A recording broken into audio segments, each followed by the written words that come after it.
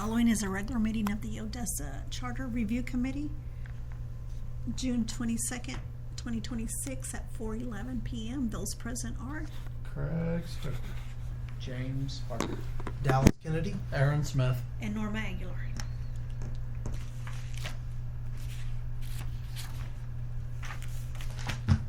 I see. Oh, No, no. I was just going to tell him we were going over the section 4, and there was a couple of questions. We were looking back at what we had done.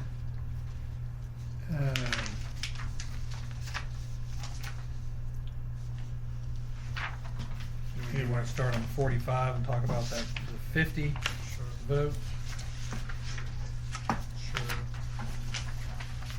Yeah, question about the signature clause getting a candidate on the ballot. We had discussed that 50 is out of line with election code. There's an election code that says 1/2 of 1%, but for some districts that would only be 21 signatures. And so could we make it harder and leave it 50, or would we have to go to the 21 or whatever?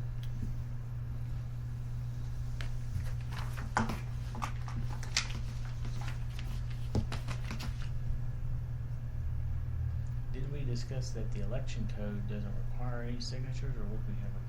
So the election code allows for a fee or signatures in lieu of fee. With the formula for the number of signatures. And who have filed a petition. I don't know, is that just it? Do we say that again? Charter and who have filed a petition consistent with state law residing in the territory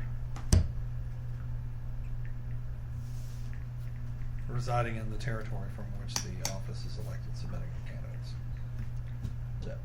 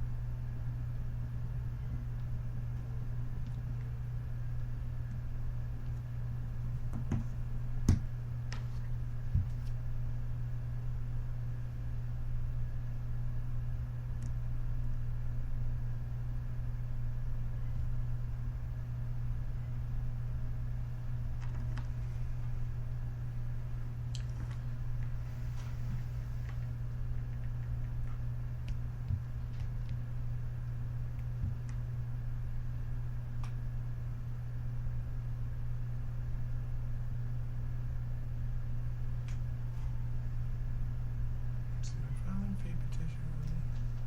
Most local subdivisions do not require filing fee or petitions. Never require a petition.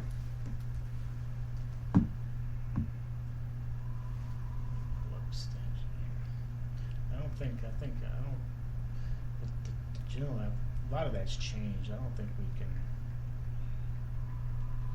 require, you don't see that much anymore. I'm kind of surprised it's still in there, but in general, they just have to meet I'm pulling up the statute now, they just have to meet the statutory requirements, residence for 6 months, qualified voter, that sort of stuff.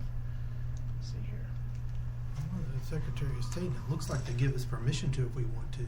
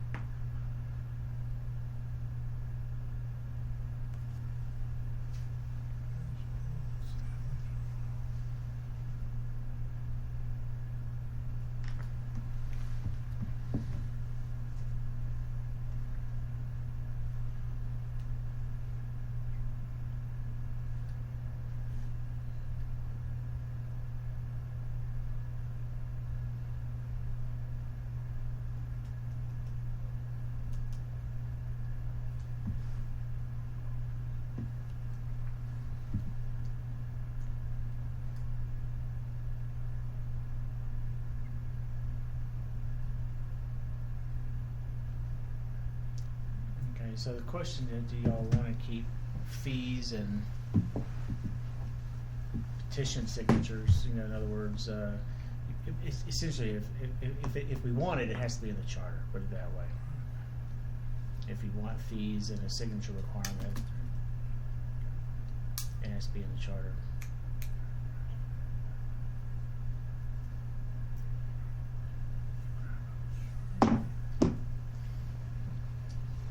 Or some cities just default, just as long as they meet the general requirements and the application for place on the ballot, they just have to fill it in and swear to it. But the charter can contain a fee. I don't think we have a fee on this in our current charter. Okay, so here we go. It just has to authorize a fee, and we just need an ordinance. I just found it says for any petition required or authorized to be filed in connection with the candidate's application for place on the ballot, and the minimum number of signatures that must appear on the petition is the greater of 25 or 1/2 of 1%. So we may just have to change it to 25 or 1/2 of 1%. Well, that's what I had Yeah. said. That's where am I reading that?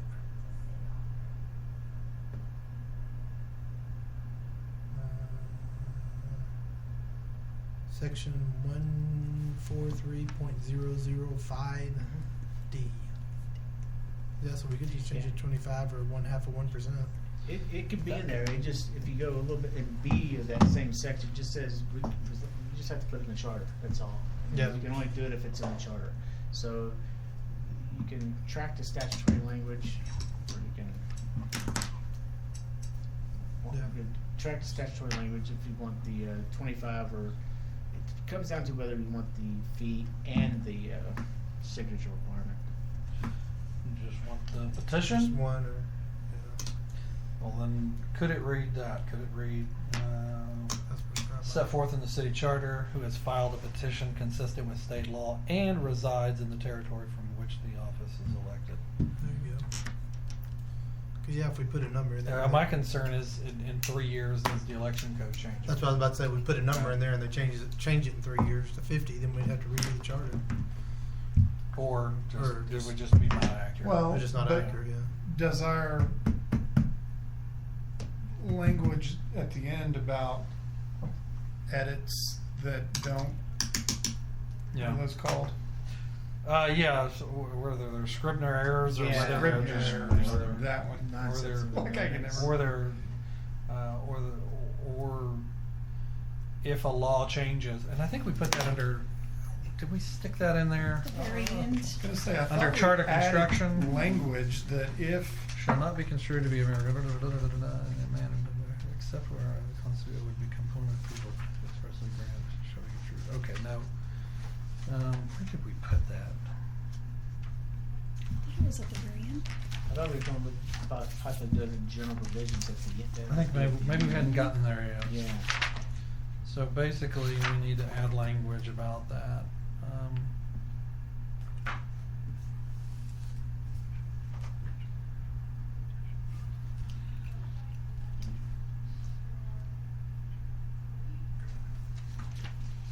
Okay, so we'll add that under charter construction, probably a B. I would say a B.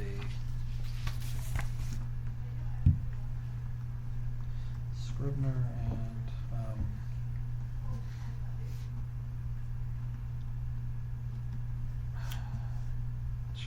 needs to be consistent with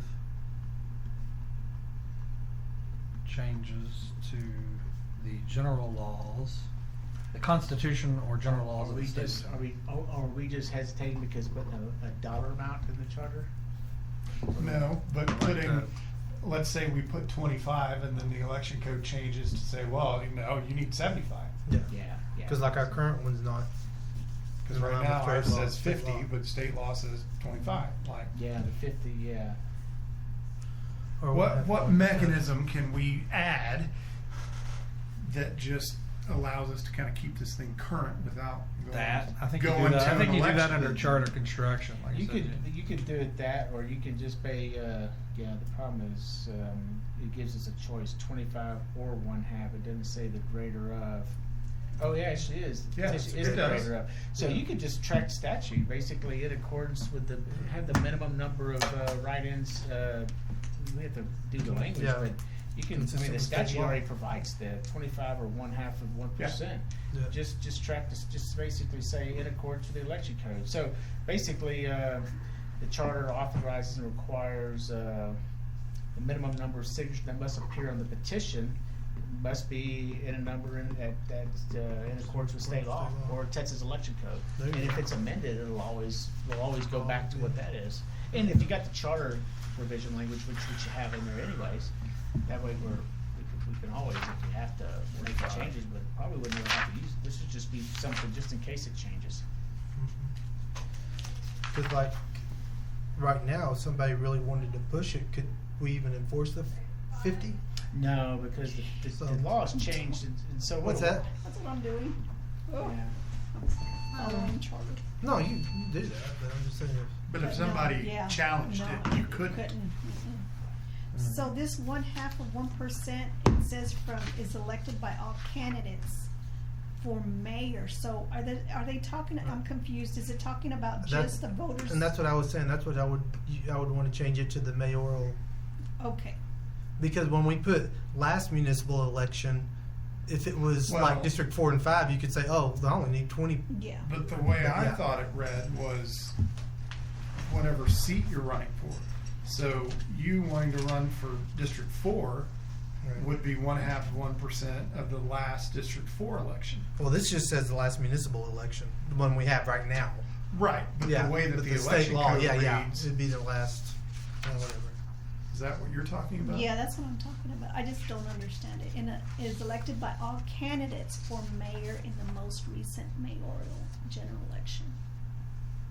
Because I thought the way it read was it shifted depending on the office. Because you can't, Total votes received in the territory for which is elected by all candidates from mayor. because if you did that, then It's gonna be a huge amount. it would be 150 Yeah, it's gonna be a signatures huge for District 4. Well, it says 1/2 of 1% of the total vote received in the territory from which office Yeah. is elected by all candidate for mayor in the most recent election. Oh, so But you it would, says for mayor. so then you would have to look at how many people in District 4 voted for the mayor. God, I would Oh do my that. God. Well, I mean, Is that happening? they would do that, That's the elections office. yeah, It's the broken election down. office would have that. Yeah, But that's not, that doesn't seem. Oof, that's tricky.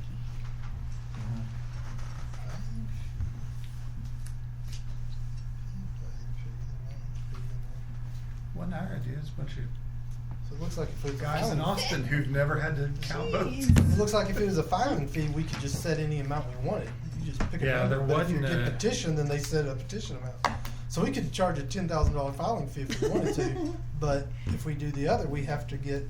So 1.5 who would get 1% that? of- Who would collect the fee? I would think the city secretary's office would say, go Deposit. pay billing and Yeah, collections this. we give them a account number where to put where the Right, funds. but the city go to the general fund? More than likely, Mhm. yeah. And hit general Yeah, fund. But I just, Same place that That's elections are important. paid out of. Mhm. cause you know, when I was at CPS, they paid people a bonus, but if you didn't stay for the year, you had to pay it back. Well, some people quit in the year and they tried to write a check back and the state was like, oh, well, we don't know where to put the money. Hmm. They didn't think of the provision of where to take the money back to. All right, I got it. What do we have we need to talk about? Do we have any today topics we want to? Well, I think that hit everything from. Look at what were some big The changes biggest after one that? I had was our Talked about number on recall. pro tems. We talked about Oh. pro tem. We talked about. Yeah. We didn't look at the difference in the mayoral powers and the city manager powers, and the change. Norma not making her have to live in the city limits. Yes. Are we going to make her at least be emergency available? Or does She would do we always. I care? think that's through her contract. Okay, I think Not her a charter. contract. Yep. I think that contract handles that. perfect.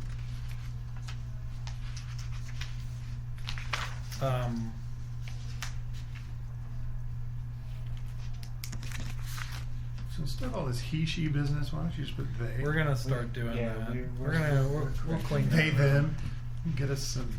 Yeah, we're using title. Yeah, Or titles, for goodness sakes. titles Yeah. got better. Mhm. Official bond for appointed officers. Yeah, some of them do have he, she, some just say he. Mhm.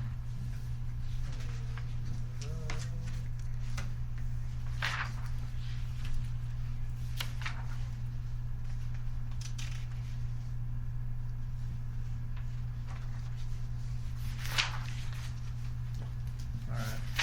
Well, so we're getting kind of close, y'all.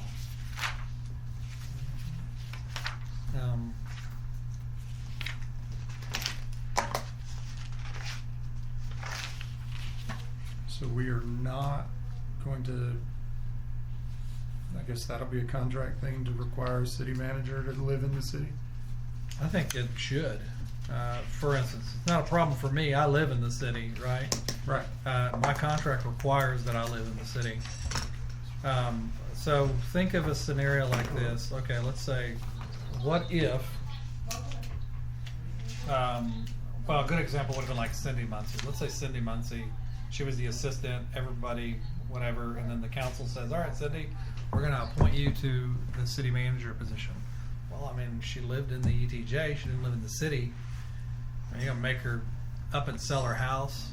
She's got paid off, or is that a 2% interest rate? You know, so that kind of. But all that be said, the council's in the driver's seat, always and forever with the contract. Yeah. The contract that's says the it. So that would be, and I don't know if I can explain that to the average citizen when they look at it, but your contract can handle that. Same with James. Same with your judges. I mean, because I struck language for the municipal judge that basically implies, well, it doesn't imply, it means that he has to also live inside the city limits. So right now on your charter, Norma has to live there and Judge Rodriguez has to live in there. I don't, and who doesn't? James. James doesn't. What's that? You don't have to live in the city, and I don't have I to do live in the too. city. Oh yeah. But by charter, By charter. but Norma does, and Yeah. Judge Rodriguez has to live in the city. Right. It does make sense. So the more you make the less you make, the more requirements they put on you. Well, Almost. did those positions exist when the charter was written? So when the chart, to be honest with you, when the charter was written, probably the city secretary had a clerk function, which is like the CFO of the city. So maybe they wanted to be able to find the clerk if they were stealing money or something. But I really don't know why, because the charter is completely silent on the city manager and on the city attorney. Yeah, 1927, the world was just different. I mean, I was watching something about a city that is a ghost town because the Mississippi River moved by 2 miles, and so it was a harbor, and the city just disappeared Sometimes these because it was days- so in 1910, 2 miles away was a big deal. Mhm.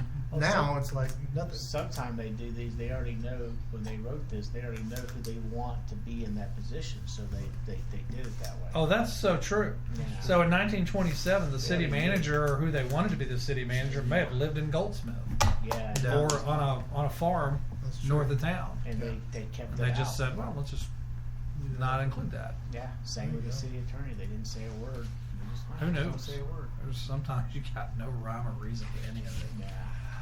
You know? Yeah. So they fit the language to what they were already planning on doing anyway. Probably, yeah.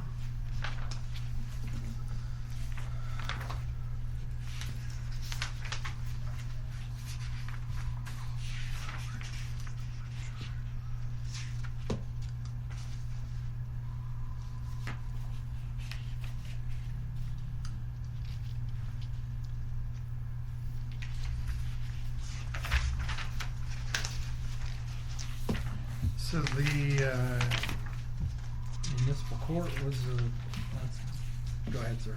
no, that was almost my question.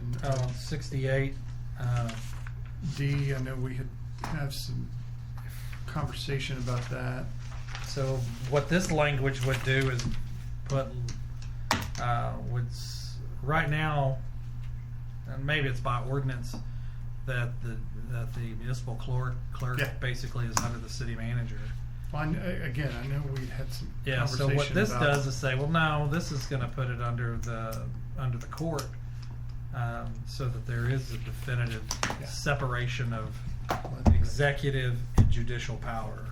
Because right now, and I asked James, I said, do you see any ethical or legal reason why the municipal court shouldn't be under the judge? I don't think there's a legal reason. I don't think there's really an ethical reason. It just seems strange to me that in a city this big, with as much activity in the court that we have, that in my mind there should be a separation between the executive branch and the judicial branch. And I think the origin of why you see that is because it's up to the city, Mhm. being, you know, who is the city manager, to ensure and make certain that the court is supplied with a qualified court clerk. And I Mhm. think that's what the whole idea was, is that the court comes in, does their functions, they need to be supplied or provided with a court clerk. And the city, whoever the chief administrative officer who hires all these city employees is the best person Mhm. to make certain that the court has at their disposal a qualified municipal court clerk. And I think that's where it came and I think from. we can do it this way still, because you say, okay, Judge Rodriguez, he calls and says, I need a new court clerk. This one resigned. Okay, well then, You by hire- charter, I have to supply that. So I'll work with HR. Practically, I would have to work with She HR is to supplied advertise that and advertised and funded and funded. and then supervised Yeah, by the court. that's I right. Agree. Let the courts run the court.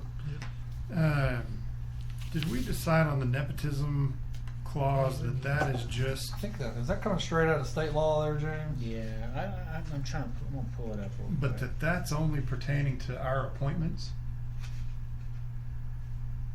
Pull it up. It's under 578. Could be appointments, but there is some nepotism. There's some.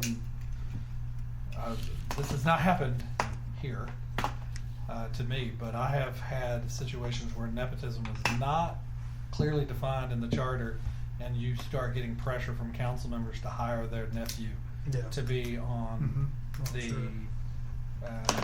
whatever I don't know on the Right. Parks department or Yeah. whatever Yeah, it is. yeah, whatever. So. Oh, sure. And then it's like, that guy, I hate to tell you this, sir, but your nephew is a bum. You know what I mean? Right, So yeah. that's always an awkward conversation you have to have with council members. So, So the state law has nepotism. Just curious, does it matter the size of the city? Because like with school districts, the nepotism laws are actually different for smaller schools than they are for You're bigger school right. districts. I mean, so I don't know if it's the same for cities or not. If you're Like, even people at to the state hire in a level. smaller Right. town? Yeah, it really does. It's like, so in small school districts, and they just have different rules, nepotism rules. and in at a small school at the district. state level too, for instance, it's not unusual in athletic departments at state institutions for fathers and sons to be Oh, all the time, yeah. working together. Yeah. You always saw it in football, right? State University, they hire a football coach, and then there's an assistant coach down the line that's the son. So, yeah. So, Yeah, you're right. Well, I mean, as long as we're covered.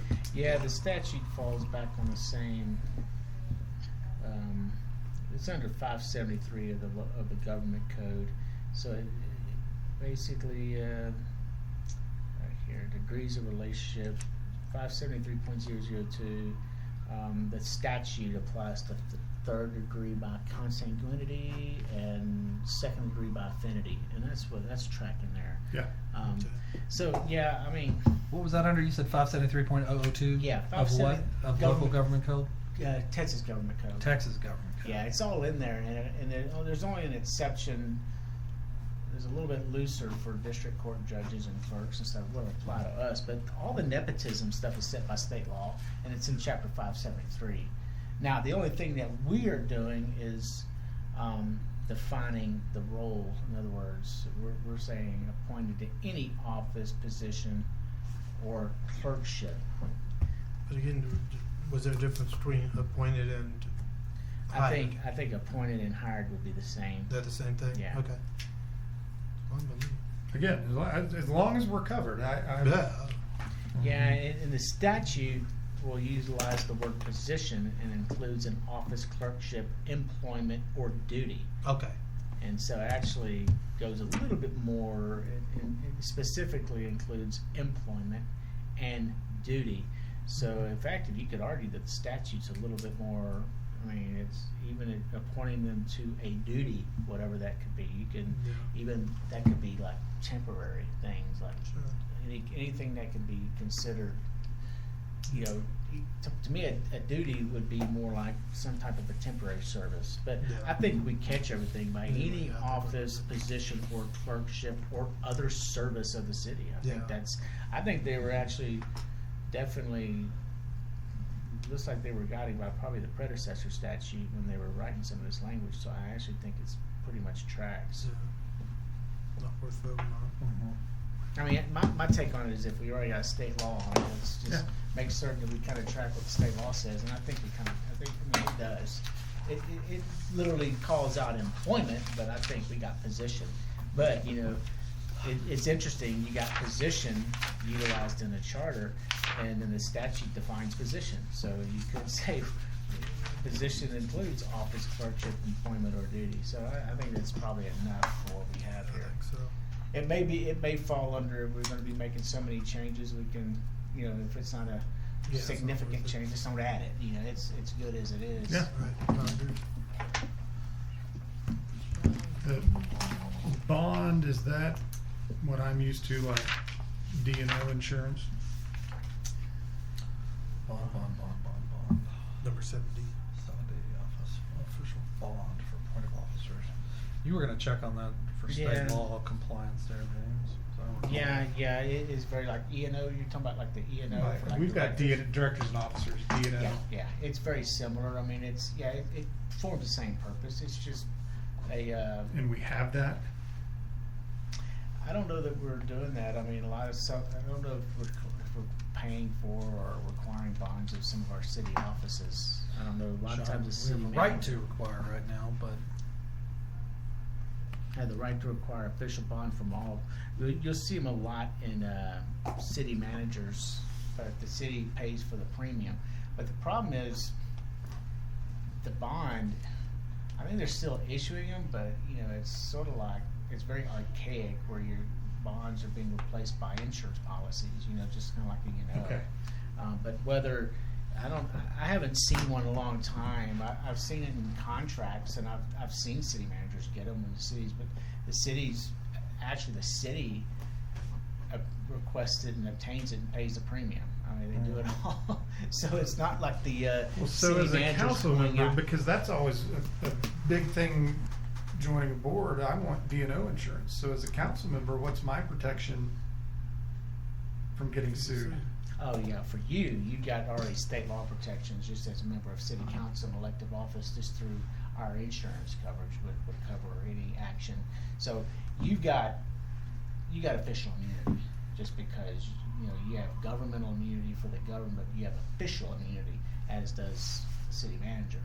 You have official immunity that covers your actions as an elected official.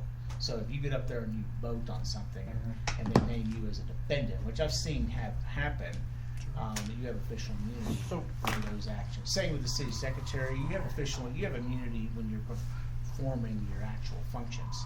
I'm a little bit different because I have attorney immunity But you guys have official immunity to the extent that you're doing anything that's part of your capacity as a physician. And So- I have contractual protection as well, as to probably to you and probably to you. Yeah, so So, that says that, most of our coverage, for example, if you get named as a lawsuit and you get named, the insurance coverage would also kick in to provide coverage Yeah. because as relates, just because everything that you'd be getting sued for your actions based on being a city council person.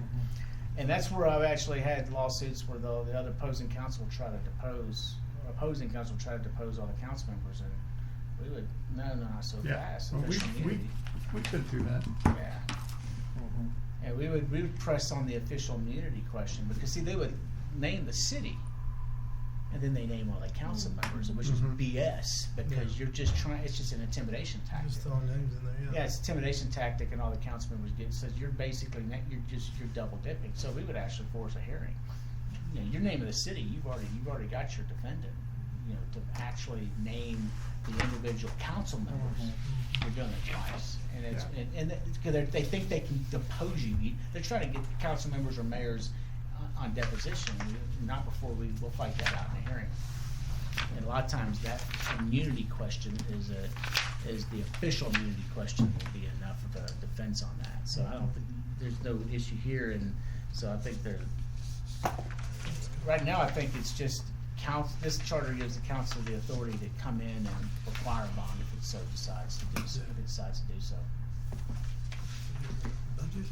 I don't really know how much it happens anymore. I've had one city that was doing it, but it was so formulaic and so routine, nobody paid attention to it. It was just like something the city paid for every year, and there was just an application, they sent it in, and they had a bond. But it was never an issue anyone paid attention to.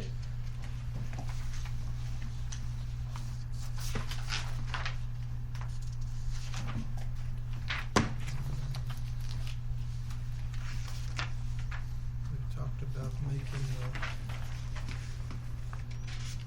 the numbers a little less for recalls. Make it 30% instead of 50%.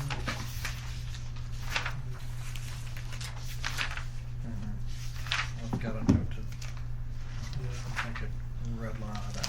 So right now it requires, for a recall, it requires 50%. Did y'all, which section are you on? 85. 85. Did y'all get through the section 6, I guess, Article 6, taxation? We talked about taxes. Oh. Let me look at, I didn't really see anything. The only thing in there that was flagged on mine was that the state allows us to go to 250, but that will never be passed. That was the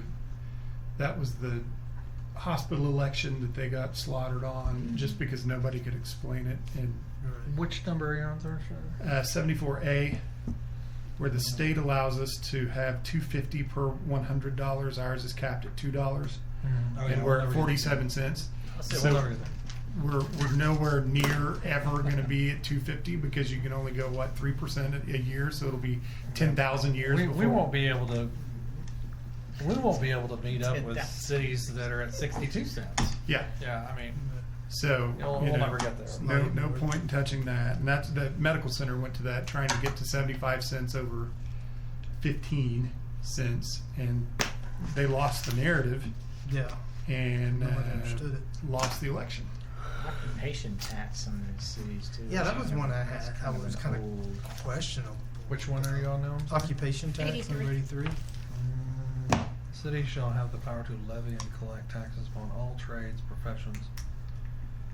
Or other business. I don't know about that. You're right, Calling. because I don't think we can do a lot of the trades. A lot of those are, they're exempt from sales tax anyway. You can't tax. And what's it calling? Is that talking like a preacher? Because that's the only person I've known that ever used the term calling. Auctioneer. All right, we'll do a check on that. All one. trades Who works in professions the calling, abattoirs? Yeah. what were our? I'll just say the only person I've ever heard say they had a calling was a preacher. I'm like, it's like, Oh, public sector calling. oh yeah. I don't know. That's not just, yeah, you might have. It's still just saying, like, as a So I have the power to professional. levy and collect tax. I guess you can levy an additional tax on me because I have a calling. Yeah, I would say just get rid of that. Sucker. You should have kept your mouth shut. I think this Doesn't goes care back if to, it's except this for probably goes liquor. back to when cities could license barbers and Probably. beauticians and all that stuff. Probably does. So, There was something on mine flagged that payable only in current money, which would disallow payment by credit card or where was that? 79.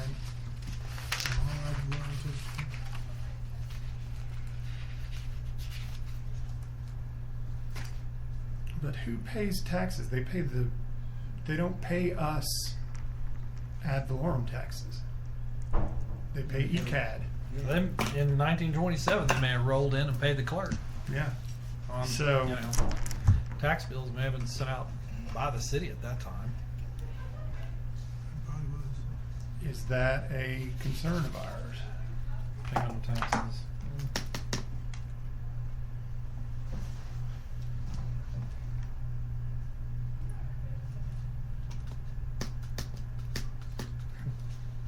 I mean, some of that we do. The fees, the fines, penalties, but not license tax or occupational tax or.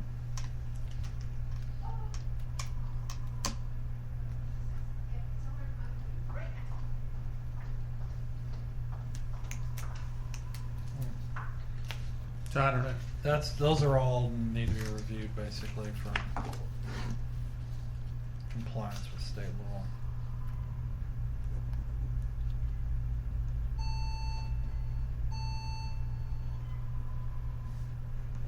Seems like there's just a couple of really surviving occupation, what counts as occupation taxes nowadays. It used to be a lot more of them, but Texas Comptroller recognizing the well servicing tax, the occupation tax is levied on persons who perform certain services associated with oil and gas wells. It's 2.42% of the gross amount of the charge for the service, less reasonable wellhead value. And the other is coin operated machines. That's Texas Comptroller has that one as well as a common tax. What you would consider an occupation tax. Most of them have pretty much disappeared because the state's not really, or the state either regulates solely or the state's not collecting those taxes. See, even they got rid of ours for the attorneys. We used to have an occupation tax and they got rid of ours.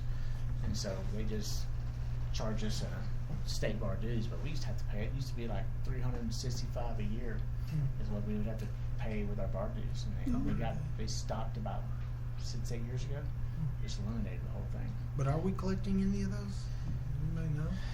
I mean, the wellhead we may be. I don't know. That's what we were just recently talking with an oil and gas attorney about making sure that we're getting everything possible. So we may just want to ignore it and just leave that section alone because it may apply. Yeah.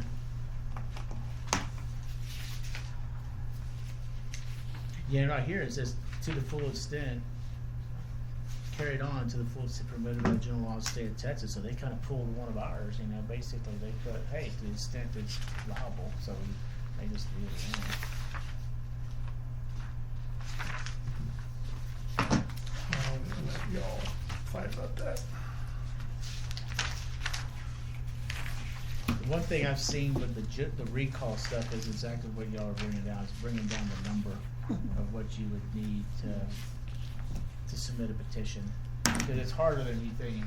Oh, It's really Absolutely. difficult. I had a few attempts in a few of my cities, and they just could not.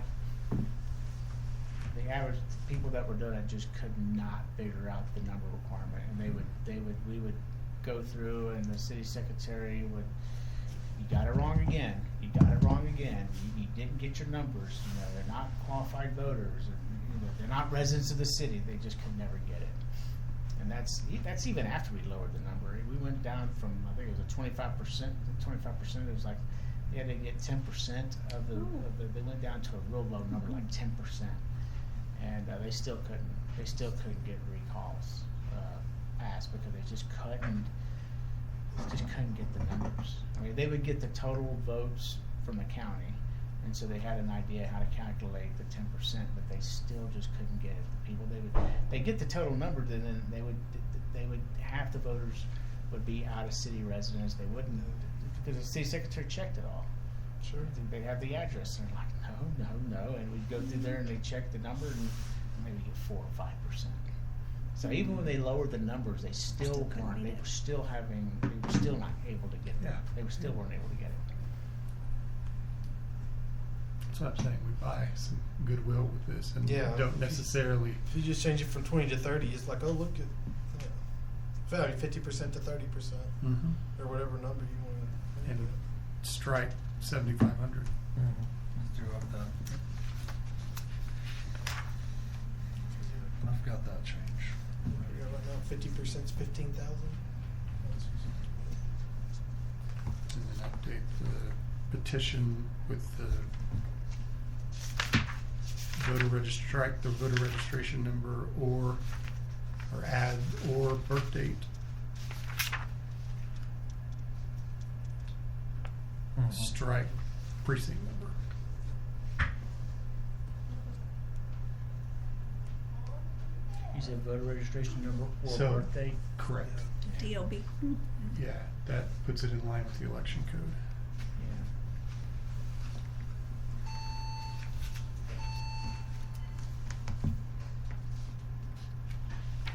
And are we striking indelible pencil?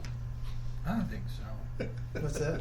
We're striking You gotta indelible Google it. pencil. I think we do, yeah, I was gonna say, if we're gonna change it, we might as well strike You that, gotta add to or Google to see what it add is. Add definitions and put that in there. I would say just strike it. Because it can't, especially with, well, there's people Right. now that are gonna push the, yeah. You, No, not me. There's watchdogs that are all on the internet. I could see them going and buying those pencils and challenging it. Just, No, it's not. so let's just strike out. Don't wanna Let's just strike it. verify that. So you're gonna strike out indelible? Yes. Indelible pencils. Pencil, Just make it yes. signed in ink Yeah. so that we don't have to verify if it's the right kind of pencil. Yeah, and nowadays it's actually even more difficult than it was back then. You can, by the time you run copies, it's hard to tell when something was written in. I can print out a copy that looks like pencil, but ain't pencil. Yeah. Even things signed in blue ink is bad enough that you have a hard enough time telling whether you even got an original document or not. You gotta wet it down Color and smear document. it. so I was gonna say, my father, he used a felt tip blue pen for Yeah, everything. those felt tips, yeah, those are nice because I had a real heavy gel pen when I needed, and I always made certain a sign and the ink would come through, and they'd look, because they would argue with me, they said, they were like rubbing it, or they'd look at it, I said, look at the back, and you'd see the ink bleeding through. Mhm. I go, there you go, oh, okay, there you go, I said, but if you get those felt tips, they're heavy. That felt tip's almost obnoxious, but you don't make a mistake. I've seen people sign those with those little small Sharpies in blue ink, the little fine tip Sharpies. I've done that. Alright, that was my only thing, and then on the initiative and referendum, were we pulling that down to 30%? I like it. All right. 30% of the last mayoral, or whatever it is. Right, and 30% qualify last mayor. with, Yeah, make sure 30% of the last mayoral election or whatever. Okay. And delete the pencil again on B.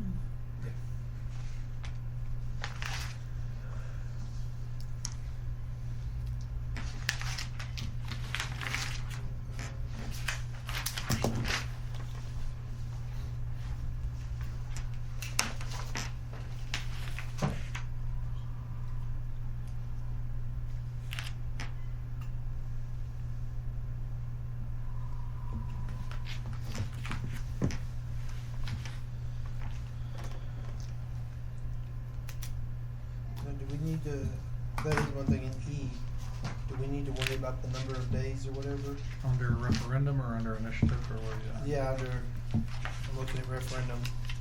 It says within 10 days after filing the referendum petition, Secretary shall ascertain whether, I guess it's. Of course, our referendum and initiatives silent under state law.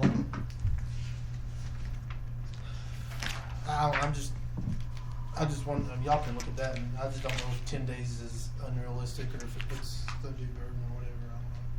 I don't know. Within 10 days after filing a referendum petition. I don't know if there's enough time for you to do that, to be honest with you. If you were to go under referendum there, Norma, within 10 days after filing, the secretary shall ascertain.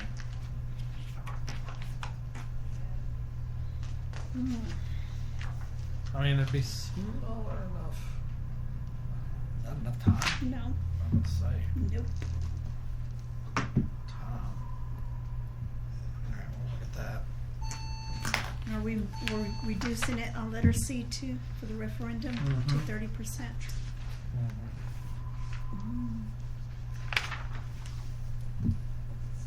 So you really can't do that in 2 weeks? 10 days. It doesn't even say business days. Yeah, this doesn't even say business days. It just Well- says 10 days. Okay, you really can't do that in 10 days?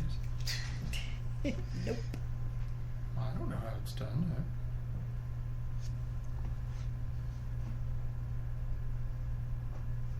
Trying to figure out what the names are written on the papers.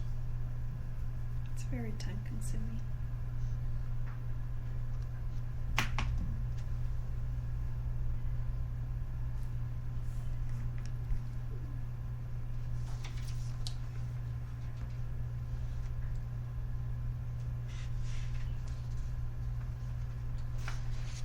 I think the code uses reasonable time with the petitions, if I remember correctly. Reasonable. Reasonable time. But that doesn't really define anything. Well, it's No. reasonable. That means it's takes as long as it takes you. Yeah. You know? Yeah. There used to be a comedian who obviously was canceled because you will never hear of her ever again. But she had an airline bit, and that was her thing. She said, "The flight time is when we gets there, we gets there." It's true. Yeah.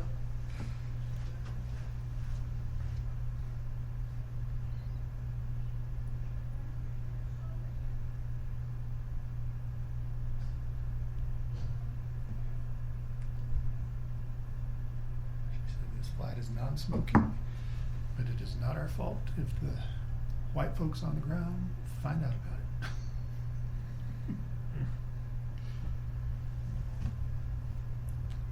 All right. It's interesting when you go to 94, you know, it says promptly after the adoption of the charter, it shall be the duty of the city council to appoint the city secretary chief of police. So I What? guess at one time, Back in Norma's the day. in charge? you go. Back in the day. All right. Well, because doesn't that original language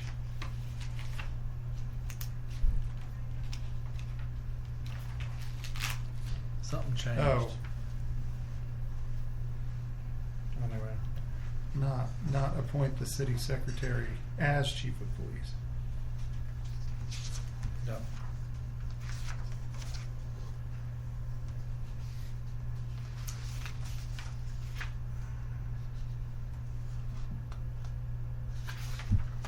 No. Hmm.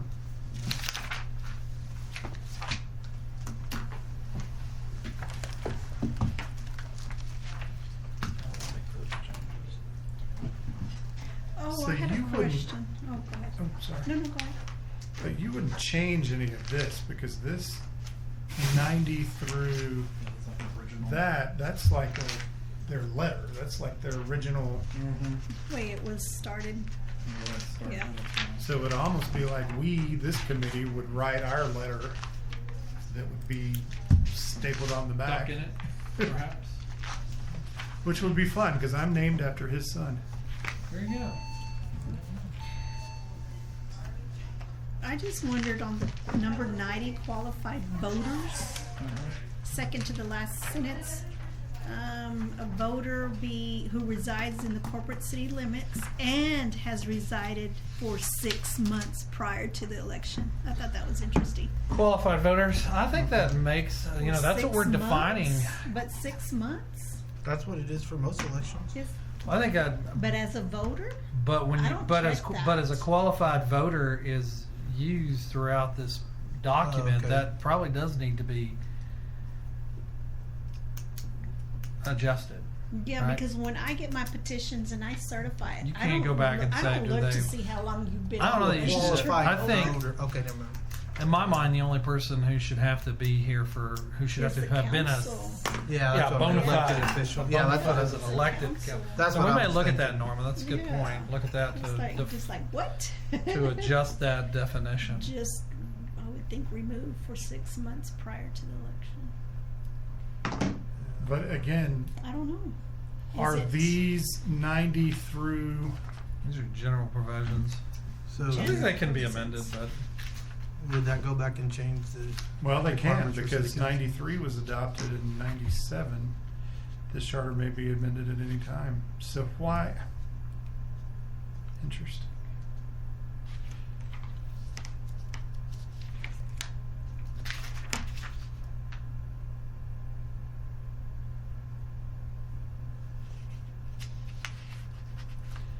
In any action or proceeding.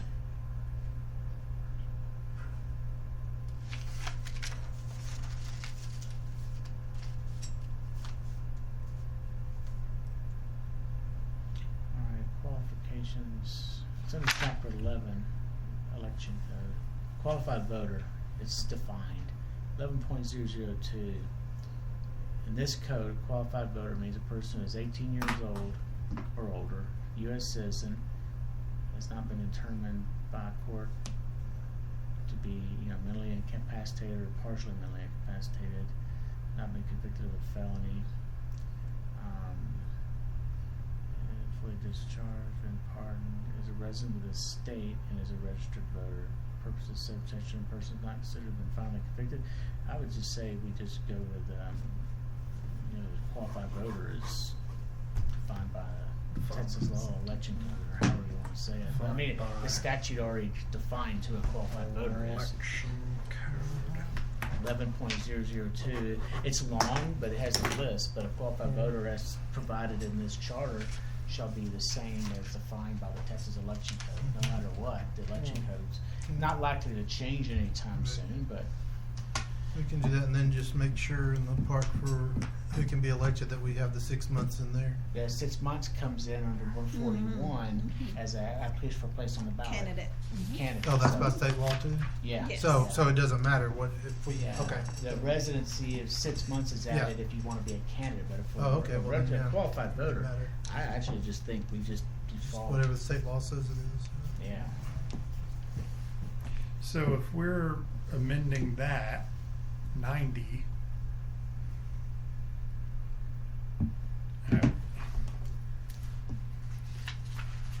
I mean, I guess we wouldn't need to change that 94B because the charter's already been adopted.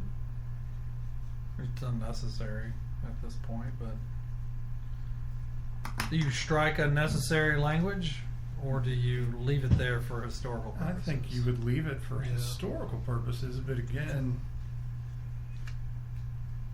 would we create an Article 11 and just title it New General Provisions?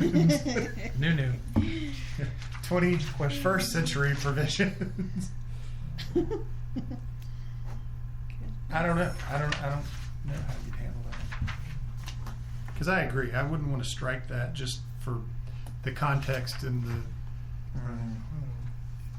And just another spot on the ballot, just to.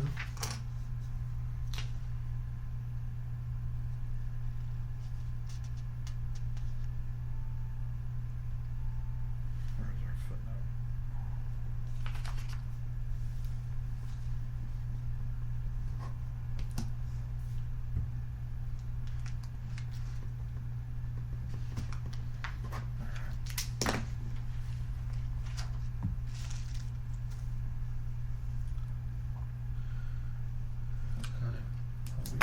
y'all. But I'm gonna go. Ooh, it's 5:05. Okay.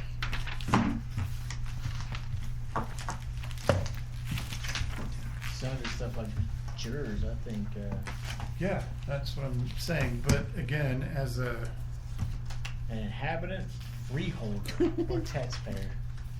Freeholder.